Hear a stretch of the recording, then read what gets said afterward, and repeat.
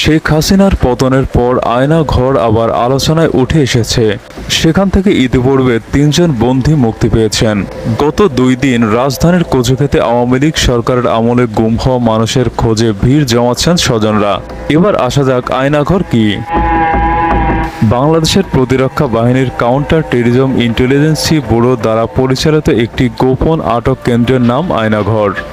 ধারণা করা হয় এখানে কমপক্ষে ১৬টি কক্ষ রয়েছে, যেখানে একসঙ্গে ৩০ জন বন্দী রাখার সক্ষমতা রয়েছে। আয়নাঘরটি বাংলাদেশের ঢাকা সেনানিবাস এলাকায় অবস্থিত বলে ধারণা করা হয়। সুইডেন ভিত্তিক স্বাধীন নিউজ পোর্টাল নেত্র নিউজের একটি অনুসন্ধানী প্রতিবেদন প্রকাশ করে যে অভিযোগ করা হয় যে বাংলাদেশের কর্মকর্তারা আয়না ঘরে বলপূর্বক গুমের শিকারের আটক ও নির্যাতন করছে। সুইডেন ভিত্তিক নিউজ পোর্টাল গোপন কারাগারের সম্ভাব্য অবস্থানও প্রকাশ করেছে, যেখানে